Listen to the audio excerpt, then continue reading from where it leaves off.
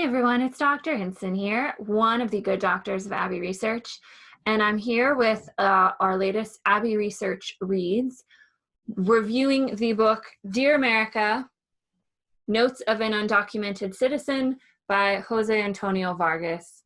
And a lot of you might be familiar with Jose. He's become one of the leading voices for undocumented persons in the United States through his organization Define American, but he was also kind of one of the media darlings when we were talking a lot about undocumented immigrants at the tail end of the Obama administration and into the start of the Trump administration.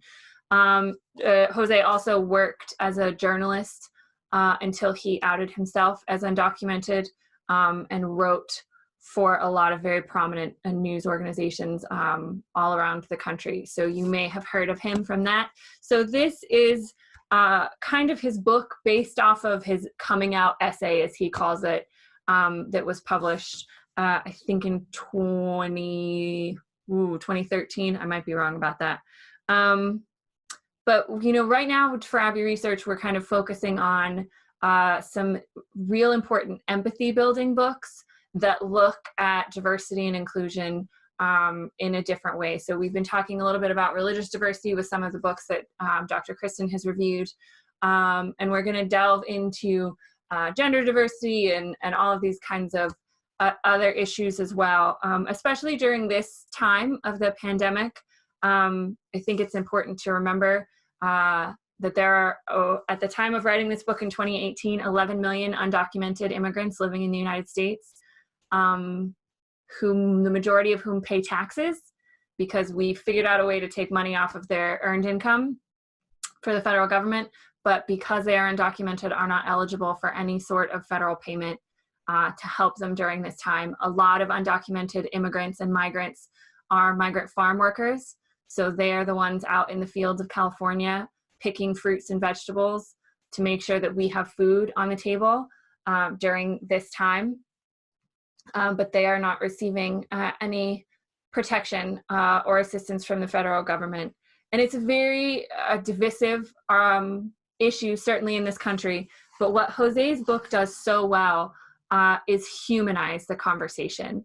And, you know, we've talked about other books written by undocumented people before for Abbey Research Reads, but that's the biggest takeaway I have from this. But I do want to share just a couple of thoughts that he talks about.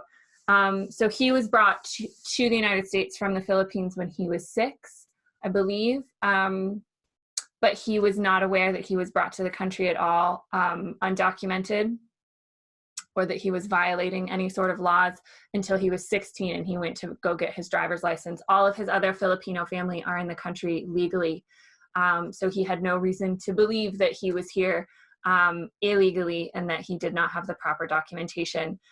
So from the point when he was 16, he documents kind of the psychological turmoil that had on him, on his relationship with his mother, whom he had felt betrayed by and lied to, and that he was put in this position, this very, very precarious position and scary position without being aware of it at all. And he talks about the distinction between being a person with a Spanish sounding or a Latin sounding name who is not Mexican, and the huge perception, especially in California, that all undocumented people are from Mexico, even though statistically the highest number of undocumented people now come from Asia in the United States. And he talks about how he found writing as a way to make himself visible. He said, above all else, I write to exist, to make myself visible. And that's why he became a journalist, because he felt that was the only way he was going to be seen, because he couldn't fully live his life because of his undocumented status. Another really important point he makes is this argument about earning citizenship.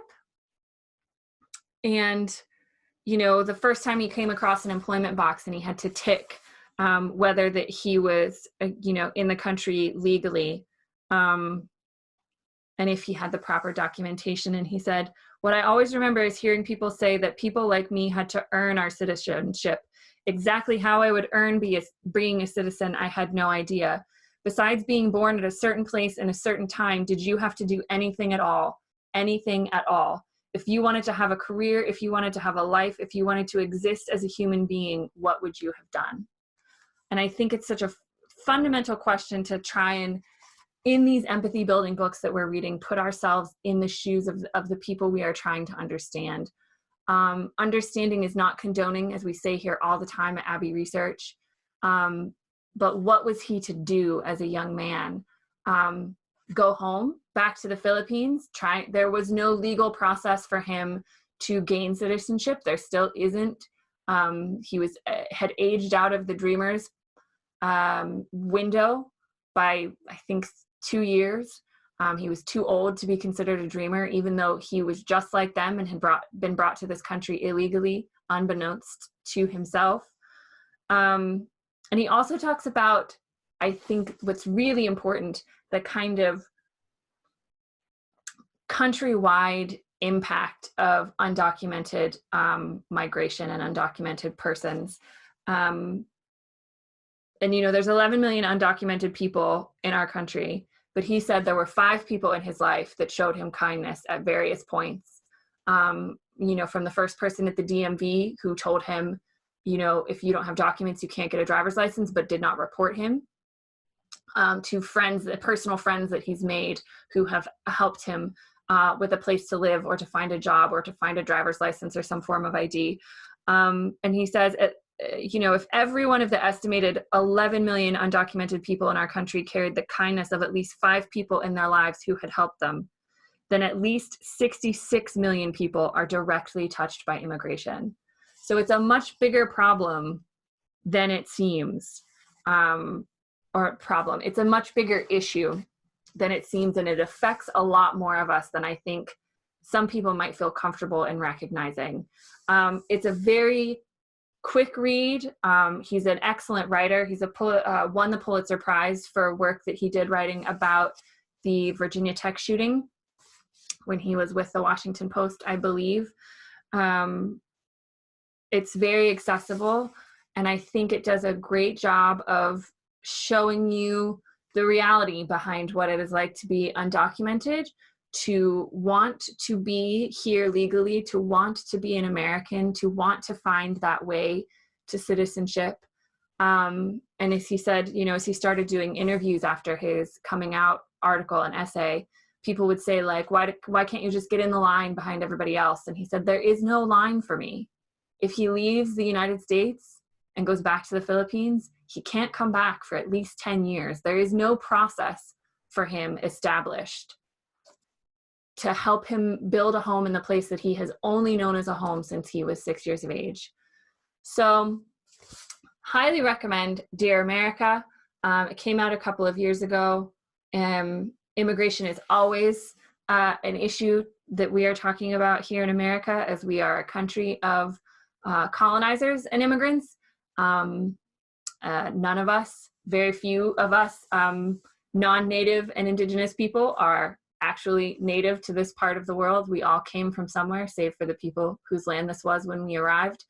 So it's really important to kind of investigate your own thoughts and feelings about it, and understand that a lot of the people you might be working with or living with or living life with are touched by immigration in some way, shape, or form. And so that's really important to understand even at the outset. So that is all for this edition of Abbey Research Reads. We'll be back again soon with another book review. Take care, everybody.